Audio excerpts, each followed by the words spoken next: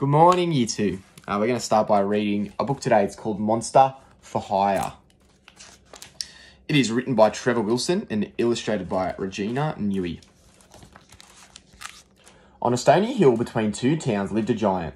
Because he was often away, the giant decided to hire a monster to guard his castle. So he put a sign on the castle wall. Wanted to hire. One monster. Must be fierce. Along came a monster. I'm looking for work, he said. Try me. Are you fierce? Asked the giant. Very, the monster assured him. He screwed up his face and growled his fiercest growl. Grunted the giant. Not impressed. That looked more like a toothache to me, but I suppose you'll have to do. The next morning, the giant showed the monster to a cave by the castle gate.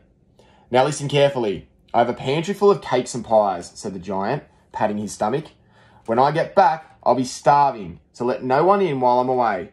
If a single morsel of food goes missing, it will be the worst for you. That afternoon, a wagon lumbered up the hill and stopped in the castle gate. Out came the monster, baring his teeth. Hey, no one goes in, he bellowed. Well, that's too bad, said the man in the wagon. I was told the giant's drawbridge was out of order. I came to fix it. Oh, said the monster, scratching his head. In that case, you'd better go in. A little while later, the man came out of the castle, climbed onto his wagon, and drove away.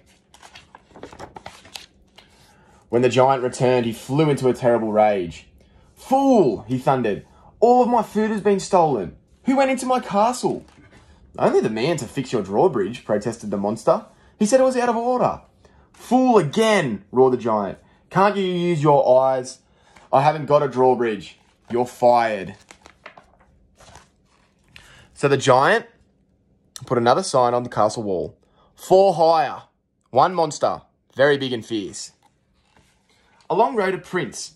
Just what my father needs to guard his gold, he said to the giant. Are you sure he's fierce? Oh, very, the giant assured him. It's too fierce for me. No one will come near my castle and he's ruining my trade. Said the prince, stroking his beard as he eyed the monster.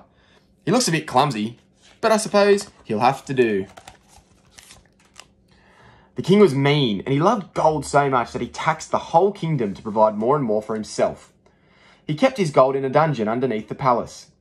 The prince took the monster to a small room beside the door of the dungeon. Listen carefully, let no one in. If a single speck of gold goes missing, the prince warned, it will be the worst for you. You can rely on me, said the monster. A few days later, footsteps sounded on the stone staircase. The monster jumped out, baring his teeth. Hey! His face pale, the king did a double take. Goodness gracious, I forgot about you, he gasped. Very good indeed. My gold is safe when you're here. Now, step back while I unlock the door. No one goes in, said the monster firmly. And don't think that fancy dress can fool me. What? Spluttered the king. How dare you? I'm the king. Ha ha, laughed the monster. Get your bandy legs moving out of here before I tear you to pieces. Purple with rage, the king turned and stormed back up the staircase. Soon afterwards, the prince hurried down. He was in a fine temper. Fool, he cried. You have insulted the king. You'll have to go. So a sign was hung on the palace wall. For hire, reliable monster, guaranteed fierce. A witch flew past on her broomstick. When she read the sign, she quickly swooped round and landed by the palace gate. Just what I'm looking for, she said to the prince. I need a monster to guard my witchery while I'm out casting spells. But tell me, is he really fierce? Oh, very, said the prince. He nearly tore the king to pieces. The witch eyed the monster. Then she took the prince aside. What I'm really looking for, she whispered, is a stupid monster. Oh, you can rely on this one, said the prince. He's so stupid he doesn't know his left foot from his right. I'll try him then, said the witch. Follow me, she snapped at the monster. Finally, they reached the witch's witchery, deep in the dark and gloomy woods. Stay in that corner, ordered the witch, and don't bother me. For the next 2 days, she mixed her special potion, muttering to herself as she consulted her book. At last, she was finished. She chuckled as she poured the potion into a bottle and prepared to go out. Beware, she warned the monster before she left on her broomstick. Let no one in and touch nothing yourself or it will be the worse for you. Soon the monster was rather bored with sitting around. He wandered through the witchery, looking at this and that, being careful not to touch anything. Then on a high shelf covered with dust and cobwebs, he spied some jars of potions already mixed.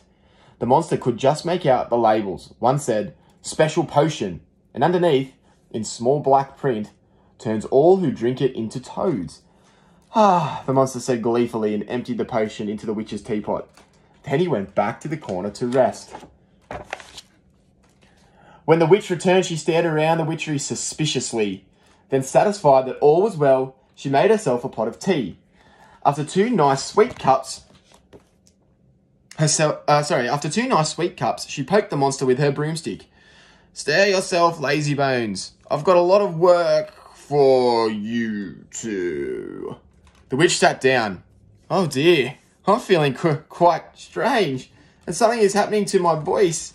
It's going all hoarse." And without further ado, she changed into a very odd-looking creature indeed. "Arp, arp," she croaked as she hopped off to the nearest pond. Since the witch didn't seem to want the witchery any longer, the monster made it his own home. He cleaned out all the spells and potions and brightened the place up until it was quite pretty, just like any other country cottage. And then he put a sign on the cottage door. "Monster for hire, satisfaction guaranteed." Enjoy your day of online learning.